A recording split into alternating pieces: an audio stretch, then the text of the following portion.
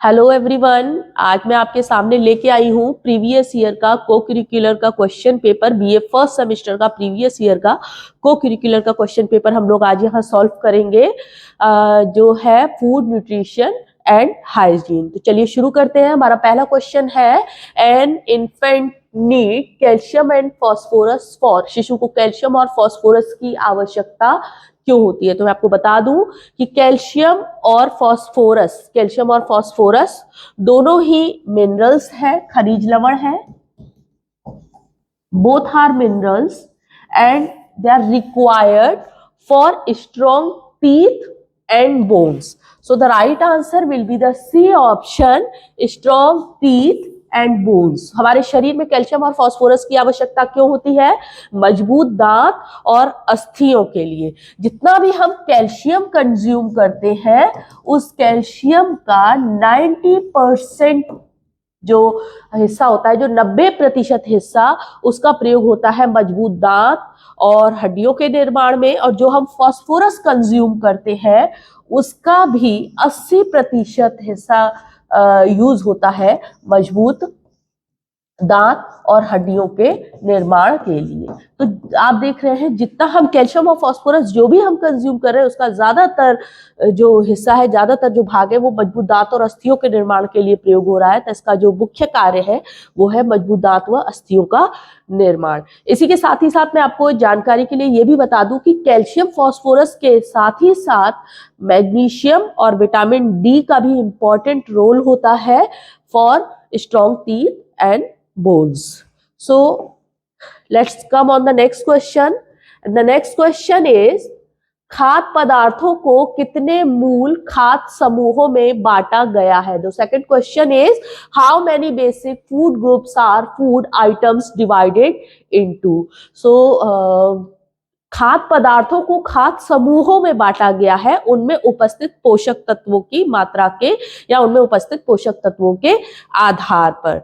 तो पोषक तत्वों के आधार पर जो खाद्य समूहों में बांटा गया है उसमें मूल खाद्य समूह जो है वो 5 है. 5 खाद्य समूह हमारे मूल खाद्य समूह है. हमारा राइट आंसर होगा 5. A option will be the right answer, 5. हालांकि फर्दर इसको 7 और 11 खाद्य समूहों में भी बांटा गया है, लेकिन अगर हम बेसिक फूड ग्रुप्स की बात करें तो बेसिक फूड ग्रुप्स में हमारे यहाँ 5 भोज्य समूह आएंगे, जिसमें सबसे पहला भोज्य समूह है अनाज व दालों का. हम लोग थोड़ा थोड़ा यहाँ डिस्कस कर लेते हैं. अनाज एवं दालें. इसमें दूसरा भोज्य समूह है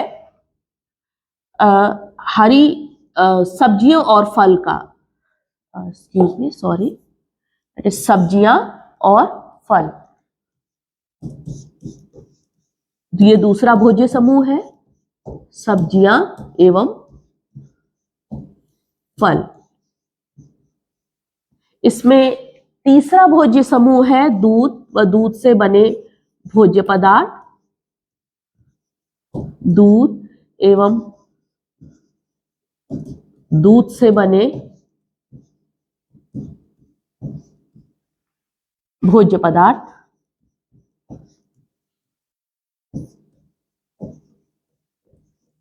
इसमें हम 5वें भोज्य समूह की बात करते हैं तो 5वां भोज्य समूह आता है प्रोटीन का मुख्य सोर्स, मांसाहारी भोजन, जैसे अंडा, मांसाहारी भोजन, मांस, मछली आदि. और 5वां भोज्य समूह आता है शुगर,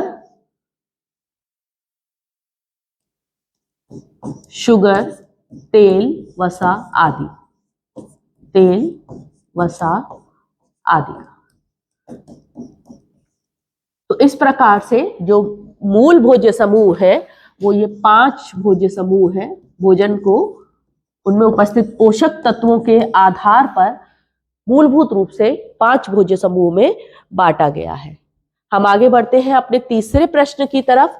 हमारा तीसरा प्रश्न है, मधुमेह रोग का लक्षण है. Symptoms of diabetes is.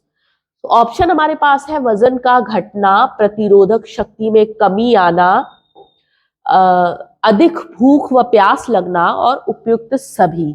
मैं आपको बता दूं कि मधुमेह रोग वजन के बढ़ने के कारण भी होता है, तो वेट लॉस इसका ऑप्शन नहीं हो सकता है, सही आंसर नहीं हो सकता। प्रतिरोधक शक्ति में भी कमी आना इसका सही आंसर नहीं है। इसका सही आंसर है अधिक भूख व प्यास लगना, एक्सेस हंगर एंड थर्स्ट।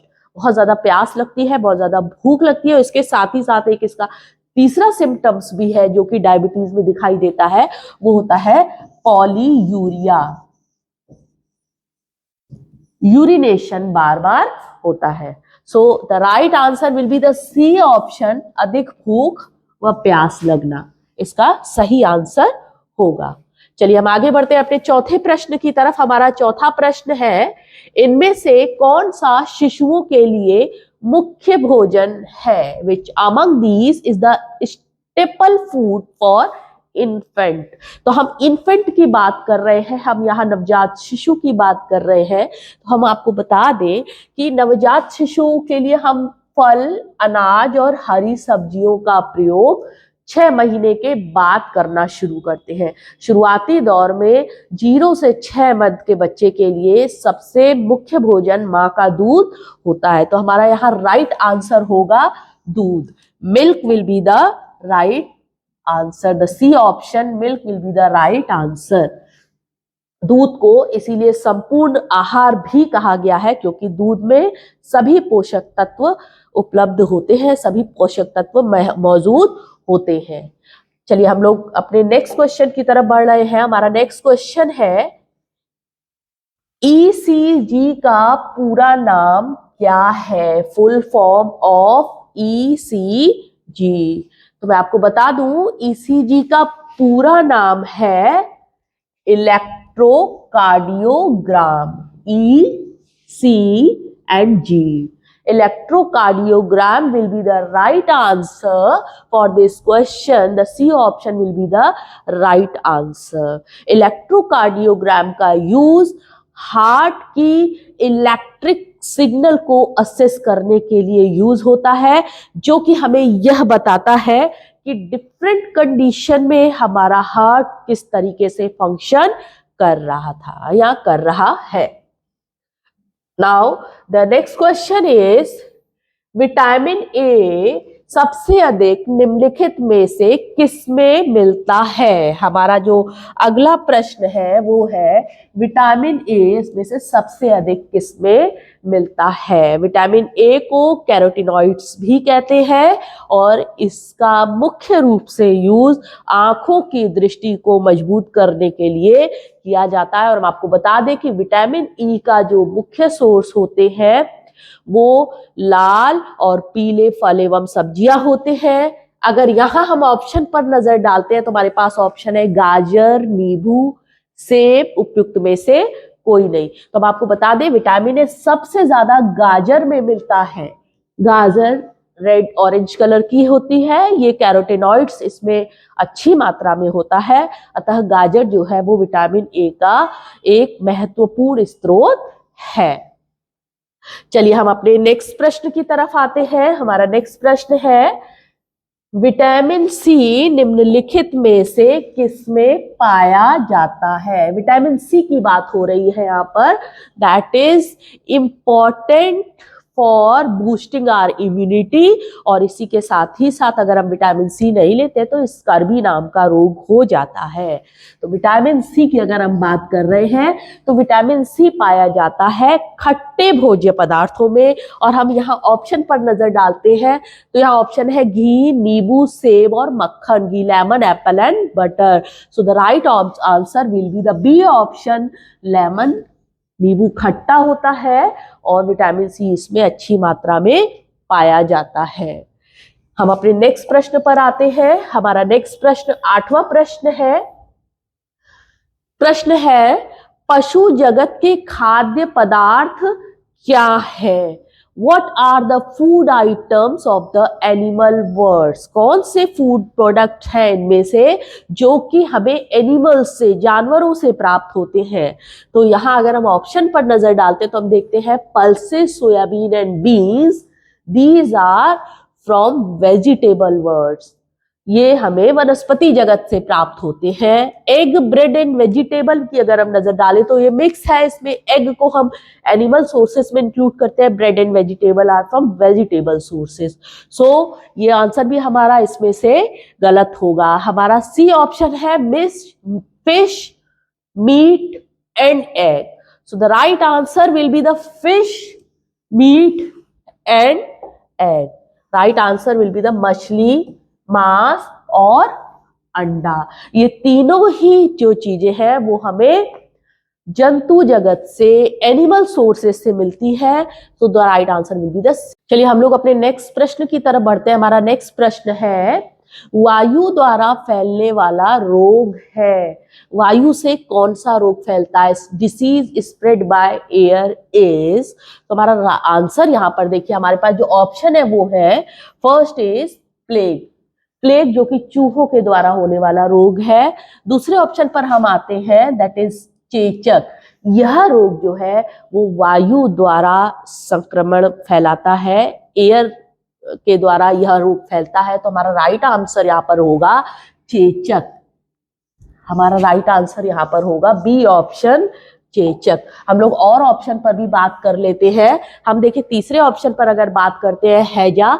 हैजा जो है कंटेमिनेटेड ड्रिंकिंग वाटर के द्वारा होता है, जो कि प्रदूषित जल होता है, प्रदूषित पानी होता है, कहीं रुका हुआ या ठहरा हुआ पानी होता है, उसके द्वारा हैजा फैलता है। और बेरी जो रोग है वो विटामिन बी की कमी से होता है। तो हमारा यहाँ सही आंसर होगा हवा के द्वारा फैलने वाला रोग, चेचक। हम लोग अपने नेक्स्ट प्रश्न पर बढ़ते हैं। हमारा नेक्स्ट प्रश्न है, नियासिन की कमी से होता है। Deficiency of niacin cause. Niacin की कमी से कौन सा रोग या कौन सी बीमारी होती है? तो हम यहाँ ऑप्शन देख रहे हैं, डेंगू जो कि मच्छर के काटने से होता है, स्कर्बी जो कि विटामिन सी की कमी से होता है, बेरी हम लोग पहले ही चर्चा कर चुके हैं कि विटामिन बी की कमी से होता है। हमारे पास जो इसका सही आंसर होगा वो होगा pellagra. Right answer will be the pellagra. Pellagra रोग जो है वो नियासिन की कमी से होता है। यह विटामिन B3 होता है। नियासिन जो है वो विटामिन B3 का साइंटिफिक नेम है। और पेलाग्रा डिसीज विटामिन B3 अर्थात नियासिन की कमी से होती है। इस डिसीज को 3D डिसीज भी कहते हैं, क्योंकि यहाँ 3 तरह के सिम्टम्स दिखाई देते हैं, डायरिया, डर्मेटाइटिस और डिमेंशिया। डायरिया दस्त होना, डर्मेटाइटिस स्किन से संबंधित इन्फेक्शंस है, और डिमेंशिया यह मस्तिष्क और नर्वस सिस्टम से संबंधित विकार है। तो 3D डिसीज भी पेलाग्रा रोग को कहते हैं, जो कि विटामिन B3 की कमी नियासिन से होता है। हम अपने नेक्स्ट प्रश्न पर आते हैं। हमारा नेक्स्ट प्रश्न है, कोलेस्ट्रम में अधिक मात्रा में होता है। तो सबसे पहले प्रश्न ये होता है कि कोलेस्ट्रम क्या होता है।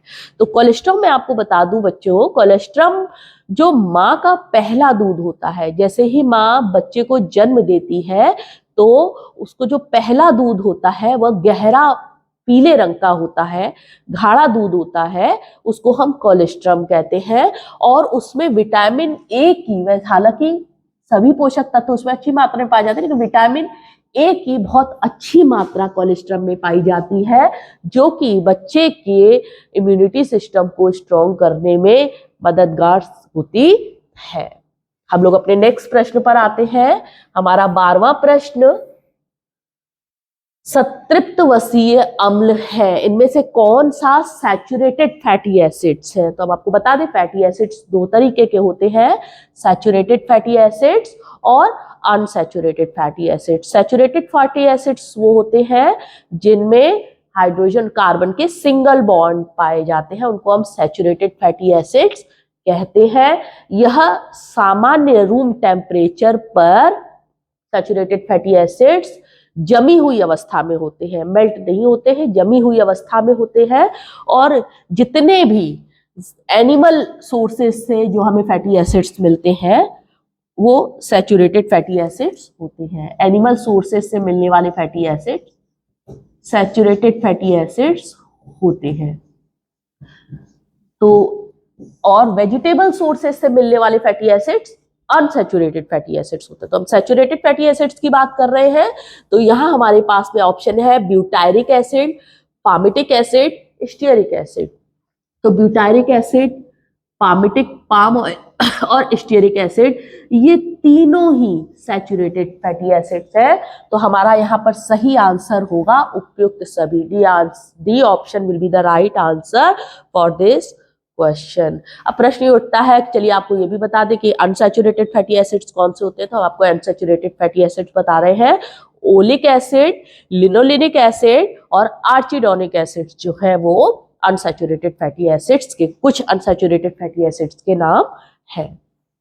हम अपने अगले प्रश्न की तरफ बढ़ते हैं। हमारा अगला प्रश्न 13वां प्रश्न है, भोजन में किस पोषक तत्व की कमी से एनीमिया होता है? कौन से पोषक तत्व की कमी से एनीमिया होता है भोजन में? तो हम आपको बता दें कि एनीमिया हीमोग्लोबिन की कमी से होता है। हीमोग्लोबिन की कमी से एनीमिया रोग हो जाता है। हमारे जो रक्त का हीमोग्लोबिन की कमी से एनीमिया रोग हो जाता है। एनीमिया रोग है क्या? एनीमिया रोग का अर्थ है शरीर में रक्त की कमी होना, और रक्त का लाल रंग हीमोग्लोबिन के कारण होता है, और इस हीमोग्लोबिन की कमी से एनीमिया रोग हो जाता है। इस हीमोग्लोबिन में जो हीम शब्द है वो हीम शब्द आयरन को दर्शाता है, जबकि ग्लोबिन शब्द प्रोटीन है। अतः हम यहाँ पे ऑप्शन में देखें तो हम कहेंगे कि आयरन की कमी से, लौह लवण की कमी से एनीमिया रोग होता है। आगे हम लोग अगले प्रश्न की तरफ बढ़ते हैं। हमारा अगला प्रश्न है, मक्खी द्वारा फैलता है। मक्खी के द्वारा कौन सा रोग फैलता है? तो यहाँ हम बात कर रहे हैं मक्खी के द्वारा कौन सा रोग फैलता है। तो मुझे लगता है, देखिए, प्लेग जो है वो चूहे के द्वारा होता है, मलेरिया रोग एनाफिलीज मच्छर के काटने से होता है, कि हैजा रोग जो है वो कंटेमिनेटेड वाटर और जो फूड प्रोडक्ट्स होते हैं उससे होता है। तो जो भी दूषित जल है या दूषित भोज्य पदार्थ है उस पर मक्खियां आकर बैठती हैं और हैजा रोग हो जाता है। तो आंसर यहाँ पर जो होना चाहिए वो होना चाहिए हैजा रोग। चलिए हम लोग अपने नेक्स्ट प्रश्न की तरफ बढ़ते हैं। हमारा अगला प्रश्न,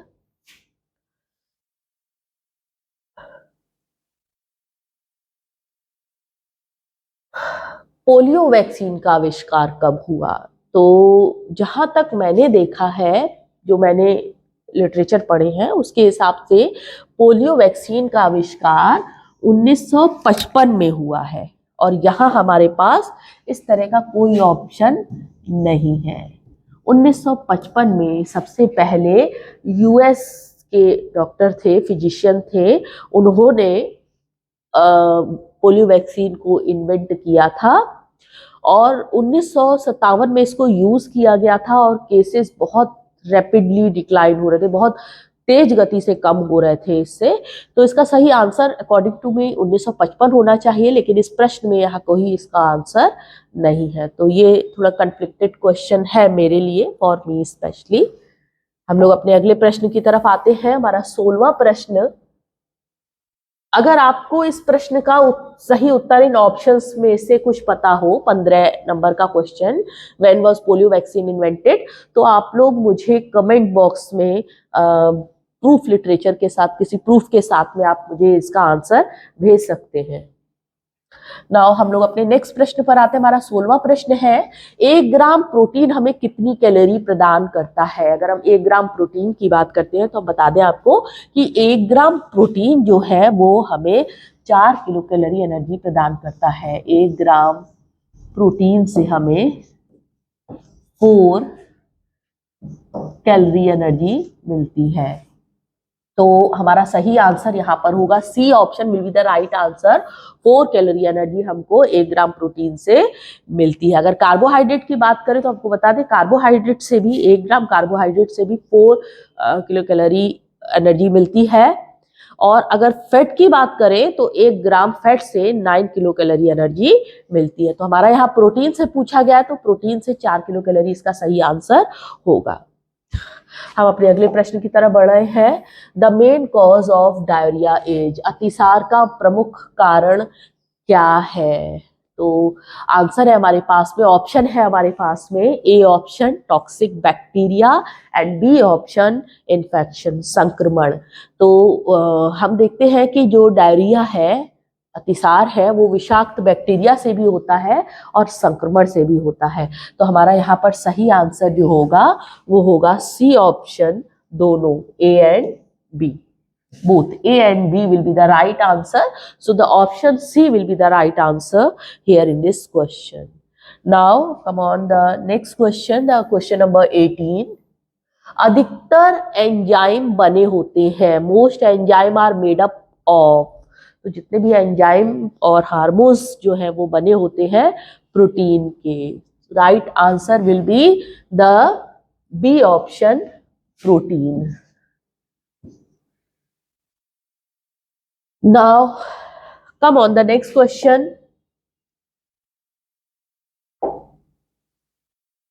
Come on the next question.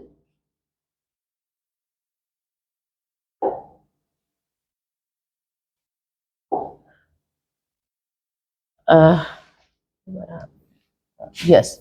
The next question is 19. Question number 19. संयुग्मित प्रोटीन का उदाहरण है। Example of conjugated protein is. तो कंजुगेटेड प्रोटीन क्या होता है? प्रोटीन 3 प्रकार के होते हैं, simple protein, derived protein and conjugated protein. इसमें से जो कंजुगेटेड प्रोटीन होता है उसका मतलब है कि प्रोटीन किसी दूसरे पोषक तत्व के साथ मिलकर एक नया कंपाउंड बनाता है, उसको हम कंजुगेटेड प्रोटीन कहते हैं। तो हम यहाँ पर जो देख रहे हैं हीमोग्लोबिन, मैंने आपको पहले भी इसको डिस्कस किया था, हीमोग्लोबिन। तो हीमोग्लोबिन में क्या है, हीम एक आयरन है जो कि एक खनिज लवण है और ग्लोबिन एक प्रोटीन है। तो खनिज लवण एक पोषक तत्व और प्रोटीन एक पोषक तत्व, दोनों ने मिलकर एक अपना नया कंपाउंड हीमोग्लोबिन बनाया हुआ है। तो इसको हम कंजुगेटेड प्रोटीन कहते हैं, जो कि किसी दूसरे पोषक तत्व के साथ में मिल करके नया कंपाउंड बनाता है, जैसे ग्लाइकोप्रोटीन और lipid protein etcetera. Now the next question, 20th question, 20वां प्रश्न है हमारा। निम्नलिखित में से किसका संतुलित आहार पर प्रभाव पड़ता है? Which of the following has an effect on a balanced diet? यदि हम संतुलित आहार की बात करते हैं तो हम आपको बता दें, संतुलित आहार वो आहार होता है जिसमें एक व्यक्ति के लिए आवश्यक सभी पोषक तत्वों की आवश्यक मात्रा में मौजूदगी हो, उसको हम संतुलित आहार कहते हैं। और एक व्यक्ति का संतुलित आहार दूसरे व्यक्ति के संतुलित आहार से भिन्न हो सकता है। जरूरी नहीं है कि आपके घर में आपके फादर के लिए जो डाइट बैलेंस हो वही सेम डाइट आपके भाई के लिए भी बैलेंस हो, या आपके दादा दादी के लिए भी बैलेंस डाइट हो। उनकी बैलेंस डाइट, क्योंकि उनकी पोषक तत्वों की रिक्वायरमेंट अलग है, फादर के पोषक तत्वों की रिक्वायरमेंट अलग है, तो दोनों की बैलेंस डाइट अलग अलग होगी। तो पोषक तत्वों पर किसका प्रभाव पड़ता है, अगर हम इस प्रश्न की बात करते हैं तो हम आपको बता दें कि पोषक तत्वों पर आयु का भी प्रभाव पड़ता है, उम्र के हिसाब से भी संतुलित पोषक तत्वों की मात्रा अलग अलग होती है, लिंग, जेंडर के हिसाब से भी अलग अलग पोषक तत्व अलग अलग मात्रा में रिक्वायर्ड होते हैं, और शारीरिक परिश्रम के अकॉर्डिंग भी पोषक तत्वों की डिफरेंट डिफरेंट रिक्वायरमेंट होती है।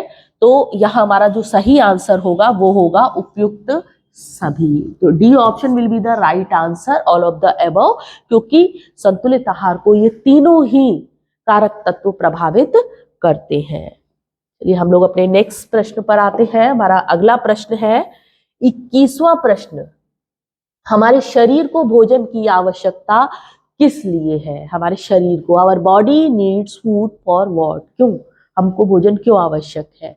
तो अगर हम बात करें भोजन क्यों आवश्यक है, ऑप्शन है हमारे पास, to give energy to the body, to build the body, both A and B and none of the above. आपको बता दें कि हमें जो भोजन की आवश्यकता होती है वो शरीर को ऊर्जा देने के लिए भी भोजन की आवश्यकता होती है, और साथ ही साथ बॉडी को बिल्ड करने के लिए भी भोजन की आवश्यकता होती है। तो हमारा सही आंसर होगा बोथ ए एंड बी। अगर हम भोजन के कार्य की बात करें तो वहां पर शारीरिक कार्य आते हैं। उन शारीरिक कार्य में शरीर को ऊर्जा देना, शरीर का वृद्धि एवं विकास करना, शरीर की विभिन्न क्रियाओं का नियंत्रण एवं नियमन करना, ये तीनों ही कार्य भोजन के हैं। यहाँ दो ऑप्शन हमारे पास है, शरीर को ऊर्जा देना और शरीर का निर्माण करना, दोनों ही ऑप्शन है हमारे पास। तो हमारा सही आंसर सी होगा, both A and B. C will be the right answer, both A and B. Now the next question, हम अपने अगले प्रश्न की तरफ बढ़ रहे हैं। हमारा अगला प्रश्न, पथापथ का अर्थ है डाइट मीन्स, डाइट का क्या मतलब होता है? हम लोग डाइट प्लान करते हैं तो डाइट का क्या मतलब होता है? Good nutrition, rule of dietary control, protein rich diet, none of the above. तो अगर हम यहाँ डाइट मीन की बात करें तो आहार नियंत्रण के जो नियम है उसको हम डाइट में सम्मिलित करते हैं। किस प्रकार से हम अपने आहार पर नियंत्रण करें, कौन से आहार को हमें अपने भोजन में सम्मिलित करना है, कौन से पोषक तत्वों की हमें ज्यादा मात्रा में आवश्यकता है, किस पोषक तत्वों को हमें आवश्यकता नहीं है। तो इस तरह से हम आहार पर नियंत्रण करते हैं डाइट के द्वारा। So the right answer will be the B option, the rules of the dietary control. 23वें प्रश्न पर हम आ चुके हैं। हमारा 23वां प्रश्न है जल का सूत्र है। तो जल के सूत्र की यदि हम बात करने जा रहे हैं तो जल का जो सूत्र है वो है H2O। बहुत ही सिंपल सा प्रश्न है ये, H2O। हाइड्रोजन के 2 अणु और ऑक्सीजन का 1 एटम, ये दोनों मिलकर के जल बनाते हैं। So the right answer will be the C option, H2O। Now come on the next question. हमारा अगला प्रश्न है, निम्नलिखित में से कौन सा एक सुरक्षात्मक पोषक तत्व है? Which of the following is the protective nutritional elements? यदि हम फैट की बात करते हैं तो ये एनर्जी गिविंग एलिमेंट है जो हमें ऊर्जा देने का काम करता है, वसा।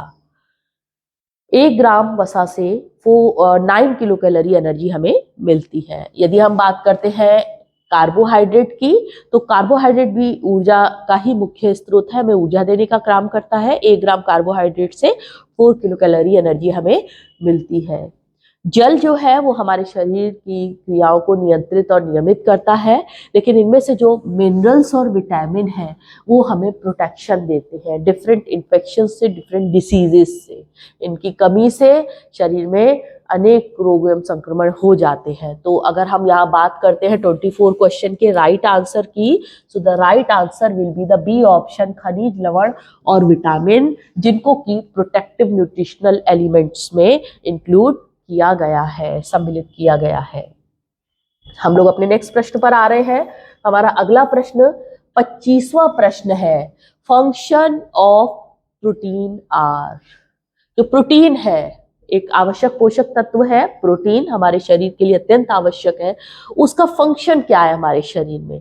तो आपको बता दें, जो प्रोटीन है वो हमारे शरीर में वृद्धि एवं विकास का कार्य करता है, साथ ही साथ जो हमारे शरीर में टूट फूट होती है उसकी मरम्मत भी करता है, और सर्जरी आदि में भी जो ऊतक या कोशिकाएं जो होती हैं टूट फूटती हैं, उसकी रिपेयरिंग में भी प्रोटीन अत्यंत आवश्यक होता है। तो हम यहाँ ऑप्शन देख रहे हैं, useful in surgery, that is also the function of protein, building the body, that is also the function of protein, and repairing the food wear, so that is also the function of proteins. The right answer will be the D option. इसका जो सही उत्तर होगा वो होगा उपयुक्त सभी protein के कार्य है। यह शरीर में निर्माण का कार्य भी कर रहा है, यह शरीर में होने वाली टूट फूट की मरम्मत भी कर रहा है, साथ ही साथ शल्य चिकित्सा में भी यह उपयोगी है। तो प्रोटीन के ये तीनों ही कार्य यहाँ प्रोटीन के होंगे। अगले प्रश्न की तरफ हम बढ़ रहे हैं। हमारा अगला प्रश्न है 26वां प्रश्न, किस विटामिन की कमी से भ्रूण की गर्भावस्था में ही मृत्यु हो जाती है? The lack of these vitamin can causes foetus death in pregnancy. तो हम आपको बता दें कि विटामिन ई इसके लिए रिस्पॉन्सिबल विटामिन है विटामिन ई। विटामिन ई जो है वह रिप्रोडक्टिव ऑर्गन्स को स्ट्रॉन्ग करता है, मजबूती देता है, और अगर विटामिन ई की कमी हो जाती है तो गर्भावस्था में ही भ्रूण की मृत्यु हो जाती है। साथ ही साथ विटामिन ई की कमी से बांझपन का भी रोग होता है। तो यहाँ हमारा सही आंसर होगा तो option C, vitamin E. Now come on the next question, that is question number 27।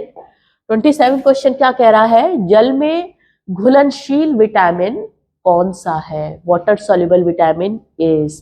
तो बता दें जो वाटर सॉल्युबल विटामिन होते हैं वो है vitamin B and vitamin C. Vitamin C और विटामिन बी दोनों ही वाटर सॉल्युबल है, वाटर सॉल्युबल है। और उसके अलावा vitamin A, vitamin D, vitamin E, vitamin K, ये जो विटामिन है ये विटामिन फैट सॉल्युबल विटामिन है जो कि वसा में घुलनशील है, फैट सॉल्युबल। ये आपको याद जरूर होना चाहिए कि विटामिन की अगर हम बात करते हैं तो जल में घुलनशील विटामिन बी और सी है और वसा में घुलनशील विटामिन ए, डी, ई और के है। तो हम यहाँ ऑप्शन अगर देख रहे हैं वाटर सॉल्युबल विटामिन में तो हमारा ऑप्शन ए भी सही है और ऑप्शन बी भी सही है। तो हमारा सही ऑप्शन यहाँ पे क्या होगा? Option C, both A and B. So the answer will be the C option, both A and B, दोनों ए और बी। हम अपने अगले प्रश्न की तरफ आते हैं। अगला प्रश्न है हमारा, स्टार्च अधिकतम पाया जाता है। Starch is mostly found in. Starch किसमें सबसे ज्यादा पाया जाता है? तो बता दें, हम कहते हैं चावल का माड़, दैट इज स्टार्च। तो जो स्टार्च है वो सबसे ज्यादा पाया जाता है। अगर इन ऑप्शंस की बात करें तो चावल में सबसे ज्यादा स्टार्च पाया जाता है। तो इसीलिए हमारा सही आंसर होगा सही आंसर होगा बी ऑप्शन, चावल। The right answer will be the B option, rice. हमारा अगला प्रश्न की तरफ हम बढ़ रहे हैं। हमारा प्रश्न 29 प्रश्न, अतिसार का कारण नहीं है। Which of these is not a cause of diarrhoea. Diarrhoea का कारण इनमें से क्या नहीं है? तो हम आपको बता दें कि डायरिया का कारण संक्रमण भी है, जलजीव भी है, विषाक्त जीवाणु भी है। डायरिया का कारण रासायनिक पदार्थ नहीं है, केमिकल्स नहीं है। टॉक्सिक बैक्टीरिया, इन्फेक्शन और वाटर ऑर्गेनिज्म के कारण डायरिया हो जाता है। रासायनिक पदार्थ इसमें डायरिया का कारण नहीं है। So the right answer will be the A option, रासायनिक पदार्थ, केमिकल। नाउ अगला प्रश्न हमारा है, मोटे व्यक्ति को आहार में नहीं लेना चाहिए। Obese person should not take in diet. मोटे व्यक्ति को आहार में क्या नहीं लेना चाहिए? तो मोटा व्यक्ति मीन्स की ओबिसिटी। ओबिसिटी मीन्स की फैटी एसिड्स का एक्सेस में कलेक्ट होना बॉडी में। तो यहाँ पर फैटी एसिड एक्सेस में कलेक्ट है, इट मीन्स कि मोटे व्यक्ति को हमें आहार में क्या नहीं देना है? मोटे व्यक्ति को हमें आहार में वसा नहीं देनी है, फैट नहीं देना है, ताकि जो कलेक्टेड फैटी एसिड्स और ज्यादा कलेक्ट ना हो और जो कलेक्टेड है ऑलरेडी वो भी मेल्ट होकर के बॉडी से बाहर हो जाए। ठीक है, तो मोटे व्यक्ति को क्या नहीं देना है? वसा नहीं देनी है। अगले प्रश्न की हम लोग बात करने जा रहे हैं। हमारा अगला प्रश्न है प्रश्न नंबर 31। निम्नलिखित में से कौन सा साइनोकोबालामीन है? Which of the following is cyanocobalamin? आपको बता दें कि साइनोकोबालामीन ये प्रोटीन है, ये विटामिन सी है जिसको एस्कॉर्बिक एसिड कहते हैं। विटामिन B6 ऑप्शन है इसमें जिसको हम पेंटेथॉनिक एसिड कहते हैं। विटामिन B12 को हम साइनोकोबालामीन कहते हैं। तो हमारा राइट आंसर यहाँ पे क्या होगा? हमारा राइट आंसर होगा option B, vitamin B12 is called cyanocobalamin. Cobalamin? The right answer is vitamin B12। फिर से बता रहे हैं आपको, vitamin C ascorbic acid, vitamin B6 pantothenic acid, vitamin B12 cyanocobalamin, और प्रोटीन एक अलग पोषक तत्व है। तो हमारा सही उत्तर यहाँ पर होगा बी ऑप्शन, B12। आगे आते हैं हम लोग, कंप्लीट फूड इज। जब हम शिशु अवस्था में भोजन की बात कर रहे थे तभी हमने आपको बताया था कि जो दूध है उसको कंप्लीट फूड कहा गया है, कंप्लीट फूड की संज्ञा दी गई है। हमारा सही आंसर यहाँ पर दूध है, निसंदेह है। सी मिल्क जो है वो सही आंसर है, क्योंकि दूध में शरीर के लिए आवश्यक सभी पोषक तत्व मौजूद होते हैं, इसीलिए दूध को कंप्लीट फूड, संपूर्ण आहार की संज्ञा दी गई है। तो अब अपने अगले प्रश्न की तरफ हम आ रहे हैं। हमारा अगला प्रश्न है, विटामिन के का रासायनिक नाम क्या है? What is the chemical name of vitamin के? तो यहां हम देखते हैं, अगर हम टेकोफिरॉल की बात कर रहे हैं, यहाँ नियासिन की बात कर रहे हैं, फिनाइलोक्विनोन की बात कर रहे हैं, और कैल्सीफिरॉल की बात कर रहे हैं। तो tocopherol that is vitamin E, niacin that is vitamin B3,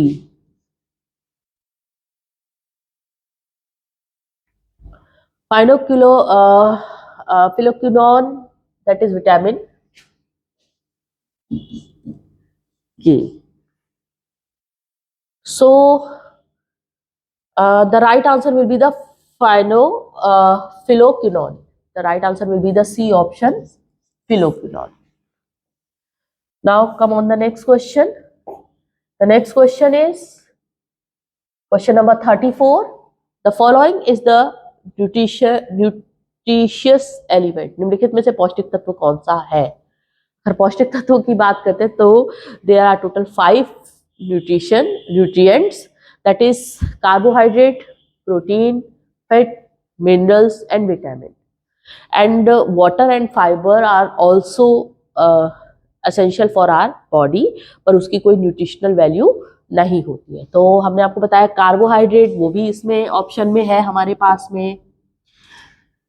पास में यहाँ मिनरल्स भी ऑप्शन में है, प्रोटीन भी ऑप्शंस में है, विटामिन और फैट यहाँ मिसिंग है। तो ये तीनों ही ऑप्शन जो है वो न्यूट्रिशियस एलिमेंट है। तो हमारा सही उत्तर यहाँ पर क्या होगा? D, all of the above. Now come on the next question, that is the question number 35। पोषक तत्व जो दूध में नहीं पाया जाता है, nutrient that is not found in milk. कौन सा पोषक तत्व दूध में नहीं पाया जाता है? तो दूध में प्रोटीन पाया जाता है, केसीन जिसको हम कहते हैं, विटामिन ए भी पाया जाता है, कैल्शियम भी पाया जाता है। दूध में नहीं पाया जाता है वो है vitamin C. So the right answer will be the C option, vitamin C. Okay,